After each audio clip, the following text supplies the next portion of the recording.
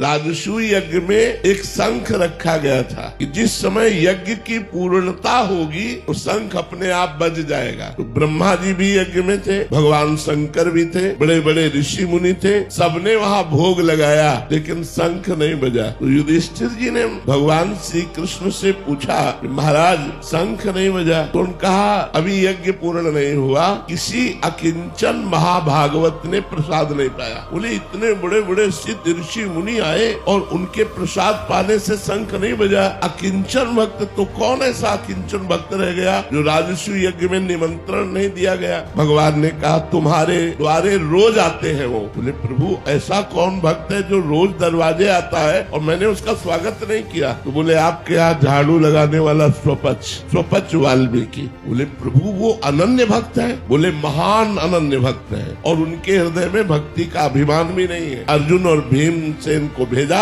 जाओ उनके घर और उनको निमंत्रण देके बुलाओ और रसोई तैयार करें द्रौपदी, और जब उनको सम्मान से पवाओगे तब यज्ञ पूर्ण होगा। तो स्वपच वाल्मीकि के यहाँ जब अर्जुन और भीम जी गए तो वो रो रहे थे भगवान का नाम जप करते हुए, हा कृष्ण हाँ।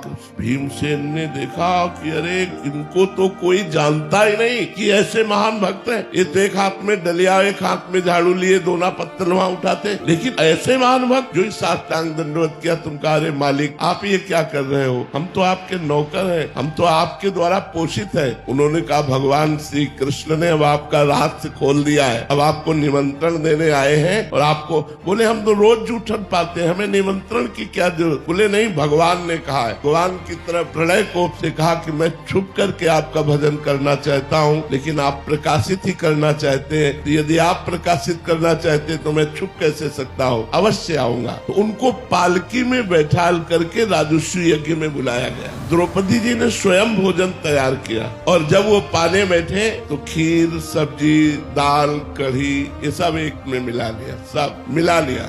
द्रौपदी जी को अच्छा नहीं लगा, पूरी रात अलग अलग व्यंजन बनाती रही। स्वपच वाल्मीकि जी ने पाया लेकिन शंख नहीं बजा। युधिष्ठिर जी ने कहा महाराज आप तो कह रहे थे अकिंचन महाभागवत स्वपच जी जब पालेंगे तो शंख बज जाएगा। बोले शंख तो बज जाएगा लेकिन अपराध हो गया, इनके प्रति किसी ने अपराध कर दिया इसलिए शंख नहीं बजा। किसने किया? तो द्रौपदी जी ने कहा मेरे मन में एक बात आई प्रभु, पूरी रात सुंदर सुंदर पकवान बनाती रही, एक में मिला लिया तो मुझे लगा कोई राजा महाराजा होता तो वो स्वाद जानता, ये क्या जाने स्वाद, इसीलिए एक में मिला लिया, ऐसा मेरे मन में आया। बोले तो वैष्णव अपराध बन गया, वैष्णव में दोष दृष्टि बन गई, इनके चरणों में प्रणाम करो। प्रणाम किया। जे ही द्रौपदी जी ने प्रणाम किया बड़ी जोर से शंख गर्जना होने लगी।